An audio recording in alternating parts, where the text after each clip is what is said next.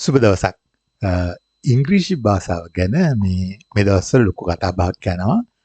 World economic forum එකට හඳුන්නෙත්ති සහෝදරයා ගිහිල්ලා අපේ ඇමතිතුමා ඒකෙදී සම්මුඛ සාකච්ඡාවේදී ප්‍රතිචාර දක්වපු විදිහට ඉංග්‍රීසි භාෂාව හසුරුවපු විදිහට ඒ සම්බන්ධයෙන් සමාජ ලොකු කතිකාවක් යනවා. ඒක නිසාම ඉංග්‍රීසි භාෂාව පිළිබඳ පිපිදීමකින් සංවාදයක් ගොඩනගෙනවා මේක පසුබිමේ තියාගෙන. මං කියන්නේ මූලයක හොඳ නැති වුණත් දෙවෙනි එක හොඳයිනේ. මොකද ඉංග්‍රීසි භාෂාව කියන එක ගැන අපි මානසිකව ඒකට මුහුණ දෙන්නේ කොහොමද කියන ප්‍රශ්නේ. ඒක වැදගත් ප්‍රශ්නයක්. ඇත්තටම අපි ඉංග්‍රීසියට ආසයි. අපිට ඉංග්‍රීසි හොඳට කතා කරන්න පුළුවන් නම් අපි කැමතියි. හැබැයි වගේම බයයි.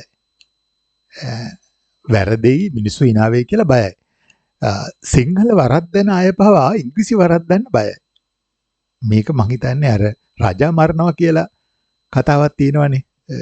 රජුරුවන්ගේ තමයි ඉංග්‍රීසි භාෂාවේ අයිතිය තියෙන්නේ එංගලන්ත රජුරුවන්ට. එතකොට රජා මරනවා කියන්නේ ඉංග්‍රීසි වැරදියට පාවිච්චි කරන එක ගැන. ඉතින් ලංකාවේ ඉංග්‍රීසි භාෂාව ඉගෙනීම සම්බන්ධයෙන් ගැටලු ගොඩක් තියෙනවා. පාවිච්චි කරේම අර ඉංග්‍රීසි ග්‍රැමර් මම හිතන්නේ මේක අපේ රටේ විතරක් නෙවෙයි බොහෝ රටවල් වල මේ දේ සිද්ධ වුණා. මේ ග්‍රැමර් උගන්වලා ඒක හරහා භාෂාව ඉගෙන ගන්න එක තමයි මේ කරන්න උත්සාහ කරේ. ඒක සාර්ථක වුණේ නැහැ. ඇත්තටම ඉංග්‍රීසි භාෂාව ඉගෙන ගන්නවා කියන්නේ මහා ලොකු එකක් නෙවෙයි. පොත් කියවනවා නම් ඉංග්‍රීසි භාෂාව ඉබේම අපිට එනවා. පටන් ගන්න තියෙන්නේ පුංචි ළමයින්ගේ කතන්දර පොත්වලින්. ඊට පස්සේ එමීට ඒ කතන්දර පොත්වලක් තියෙනවා එක එක වයස් සීමාවට හදපු කතන්දර පොත්. එතකොට ඒක හොඳට බලා ගන්න පුළුවන් ඒ කතන්දර පොතක වාක්‍යයක දිග අරගෙන. පොඩි ළමයින්ට හදපු පොත්වල වාක්‍යයක දිග අඩුයි ඊළඟ වයසේ ටිකක් ලොකුයි. ඒ විදිහට වාක්‍යයක දිග අනුව මේ කතාව කාටද ලියලා තියෙන්නේ කියන එක ගැනත් යම් අදහසක් ගන්න පුළුවන්. විශේෂයෙන්ම ඉංග්‍රීසි සාහිත්‍යයේදී ඒ ලේඛකයෝ ඒ ගැන ටිකක් සංවේදී නිසා. ඉතින් එතකොට අපිට කරන්න තියෙන්නේ එහෙම يعني කෙටි වාක්‍ය තියෙන පොත් ඊට පස්සේ තරමක් දිග වාක්‍ය ඒ විදිහට ගිහිල්ලා ඒ පොත් කියවුවොත් කතන්දර. මොකද කතන්දර පොත්වල තියෙනවා කන්වර්සේෂන් ලැන්ග්වේජ් එක. මේ කතා බහ කරනකොට තියෙන භාෂාව තියෙනවා.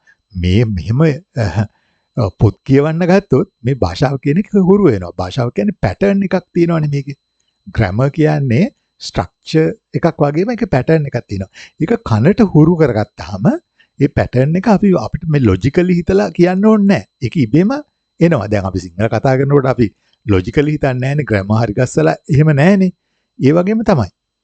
ඒක ස්වභාවික වෙනවා. ඒ නිසා ඒකට කරන්න තියෙන කියවන එක.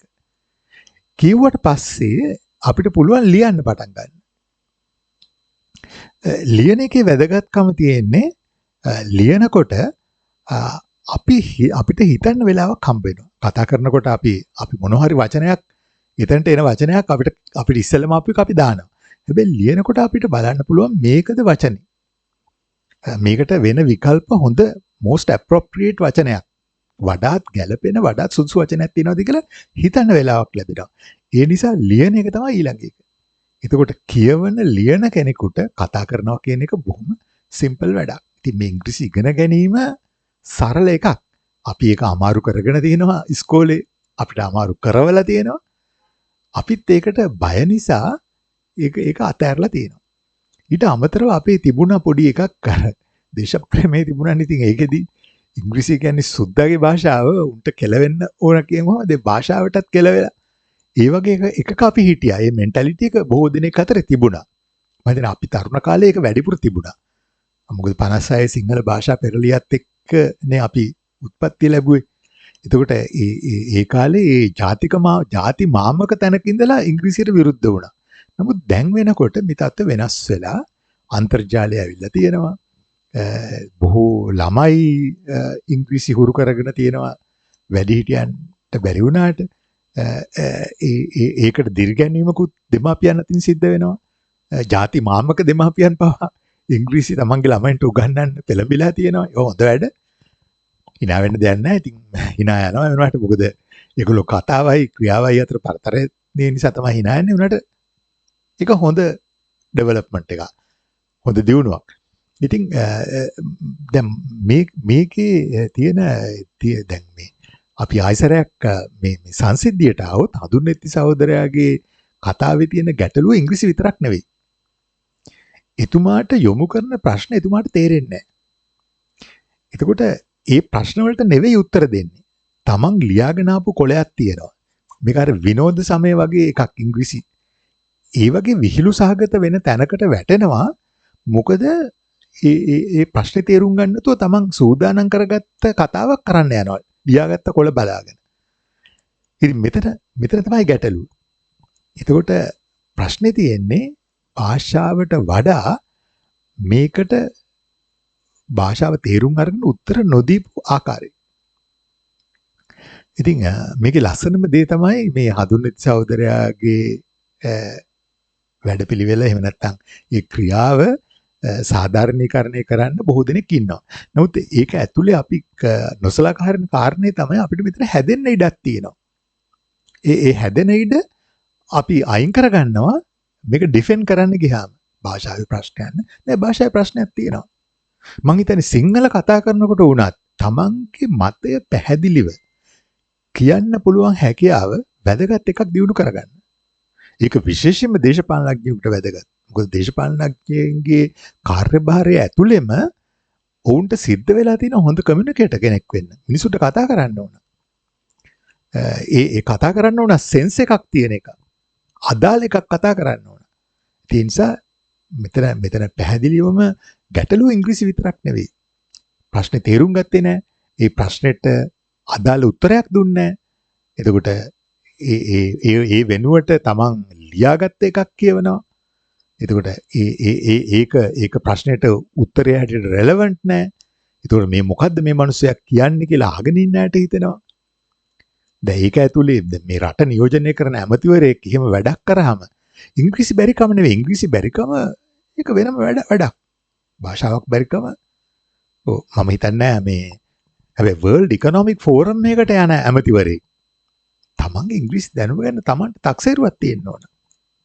මේකට මම සුදුසු නෑ මේක කරන්න පුළුවන් මිනිහෙකුට බාර දෙන්න ඕන කියලා හැඟීමක් තියෙන්න ඕන.